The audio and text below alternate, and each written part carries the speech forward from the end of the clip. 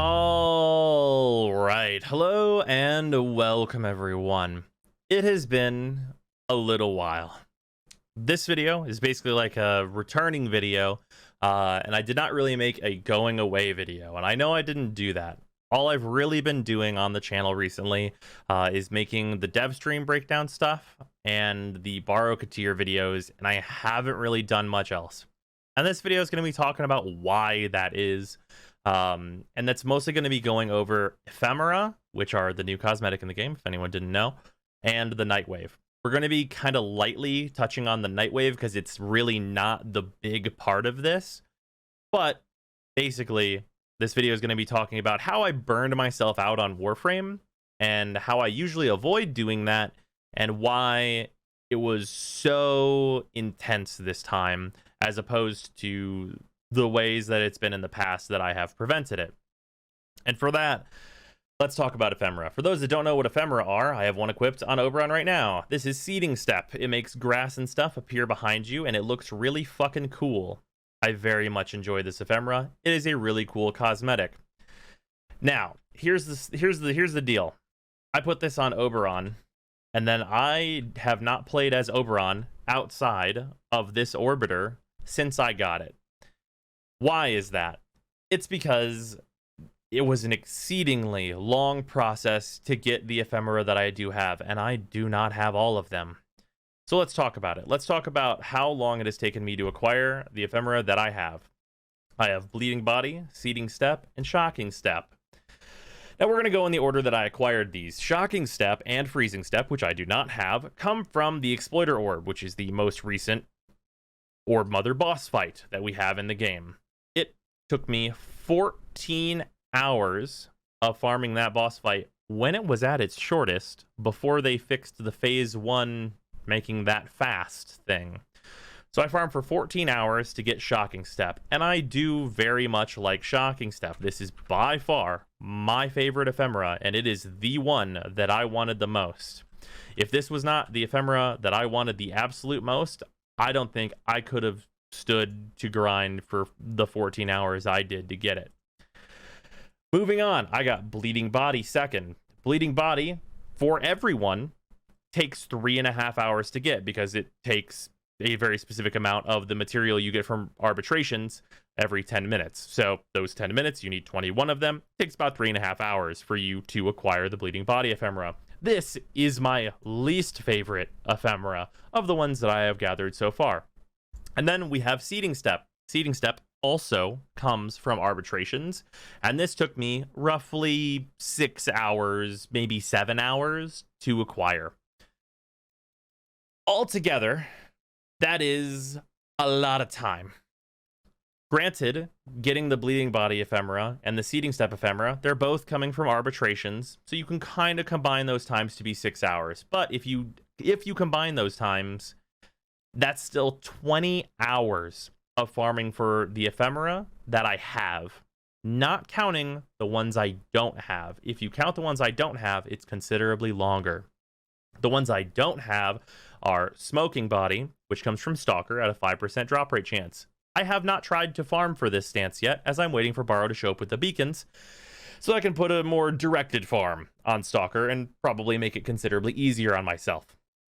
I do not have Freezing Step, which is the counterpart to Shocking Step that comes from the Exploiter Orb. So, having put 14 hours into that already, if I never had to do the Exploiter Orb ever again for the rest of my life, it would be too soon.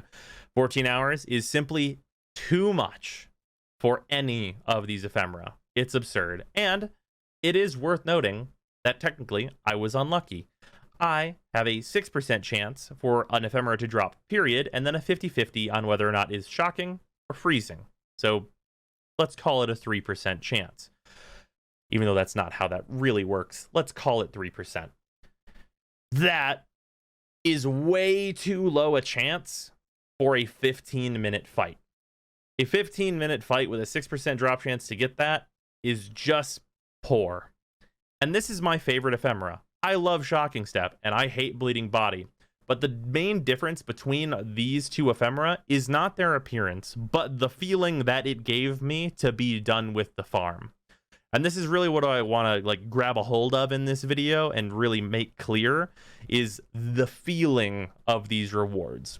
Whenever I acquired Shocking Step, I went to my foundry, I started building it, and I immediately shut down Warframe. Immediately, I turned off the game and I went and did something the fuck else. Because I wasn't going to play any more Warframe. Once this grind was finally done, I wanted to do anything except for play Warframe because the grind was so long and so shitty. And it's not that the content to get this is shitty. I think the Exploiter Orb is a very well-made boss fight, one of the best that DE has ever put into the game. It is an excellent fight, but it's not an excellent fight for 14 hours. Period. It's just not. Nothing is going to be good for the same 15 minutes for 14 hours. That's just not how this works. For Bleeding Body, it took me 3.5 hours, and it's a very upfront thing. Whenever you go to look at the Bleeding Body ephemera, you can see the blueprint in the store for the arbitration rewards. You look at it and you go, okay, that thing requires 20 of the material that you get every 10 minutes plus 1 in its building cost. That's 3.5 hours of time you will put into acquiring Bleeding Body, not counting the materials that go into the blueprint, because those are high, but for a very experienced player, not really. You're going to be able to acquire those fairly fast or already have them, like in my case. So getting this, it was a very upfront goal that I felt like was apparent to me immediately upon setting out on said goal. So the amount of time that I put into Bleeding Body felt like it was worth it, even though I hate this ephemera. It was like, I want to acquire that. What are you asking from me, game? 3.5 hours. I'm like, okay, you know what? Fair. For the Seeding Step ephemera, from the exact same content, this took 6 hours to get. The 3.5 of those hours got me the Bleeding Body ephemera. So you could call it like 2.5 hours if you really wanted to cut it short of me getting the Seeding Step ephemera. But what did I do when I got the Seeding Step ephemera? I immediately played something else. For the Bleeding Body ephemera, I got that done, and then we continued to do other things. There are other things to do. We did Nightwave challenges. We did all this other stuff. It was great. But not for this. And the reason for that is because Seeding Step has a 2% drop chance. When this dropped, I built it and logged off because I didn't want to play any more Warframe. Because these drop chances, they don't feel like I earned it. Bleeding Body felt like I earned it. Felt like it was up front with the goal, and I got it, and we're there now. And now I have it. Great. This feels like luck. And this is intensified, this feeling, by people that are getting Shocking Step on their first run of the Orb Mother. And I'm happy for those people. It's not that I hate those people that got Shocking Step ephemera on their first run of the Exploiter Orb and I had to spend 14 hours to do it. It's not that. It's that whenever DE was first talking about ephemera, they wanted these to be like big goals for players that have been like playing for a very long time and have all these materials, and they're so hard to get because it requires like a lot of like dedication. But Shocking Step and Seeding Step don't really require any dedication. They just require absolute and total luck. And it feels like shit. It feels absolutely fucking terrible. The last time we had drop chances like this that I can remember and that I did do were Frost Prime. Back in the day, those drop chances were abysmal. Absolutely terrible. And I would imagine that most people watching this video didn't play around the time Frost Prime was introduced. But those drop chances were like the 1%ers. And these are just cosmetics. So it's not like a world-ending thing like it kind of was for Frost Prime at the time. But these are big feel-bads, I think, for players that have been playing a long time. And these are not the only ones I've tried to get. Obviously, trying to get Freezing Step kind of goes in the same way that it does Shocking Step, and I don't have it yet. So even more hours of that exact same content are going to need to be played, but I really just can't bring myself to do it. And Smoking Step, I haven't gone for yet. I'm waiting for the borrow thing. Not a big deal. But Blazing Step. Blazing Step is in Elite Sanctuary Onslaught, and I've played that for a lot of hours prior to Blazing coming out, and that's fine. But since it came out, I've played roughly 5 hours of ESO just trying to get Blazing Step. That is not counting time that I've spent leveling there, and I do go to like round 8 pretty much every time, which is what you have to go to have a chance at getting Blazing Step. That takes like 20 minutes. That's 20 minutes every try for the 1% drop chance that you get Blazing Step. And it doesn't feel like a goal. It doesn't feel like I'll ever get it. And if it drops, it won't be like an oh yeah feeling. It'll be a sigh of fucking relief that it finally happened. Great. It's not a feel good for me at all to have drop chances be like this. And that's the main thing that burned me out, is doing like 25 hours of farming and feeling like I just got lucky. Like 25 hours of farming to feel mostly like I got lucky and just a little bit achieved. Not good. It would probably help my situation if I liked Bleeding Body more than I do. But as stated, it's my least favorite one, so I don't have that. But that is the big thing. That's the big thing that burned me out on Warframe for a little while here. And I'm back. I'm playing now again, obviously. But it's been like a good week probably of me just feeling like I don't want to play. And that's not good. And I'm going to be making a bunch more videos now, obviously, that I'm back in the game. But that initial me being gone from the game isn't good because I was still playing other stuff, which has usually been my remedy for not being burnt out on Warframe. Playing other games, playing new stuff that's like just coming out, like playing God of War and playing Magic the Gathering Arena and doing all this other stuff is usually the remedy for just never getting burnt out on Warframe and always wanting to play Warframe, because I do all this other stuff that's so different from it. But this time it didn't work. And the reason for that is because I wasn't only trying to get these ephemera, it's also the Nightwave. So the Nightwave I am done with, as you can see. I have reached rank 30. I have all the stuff.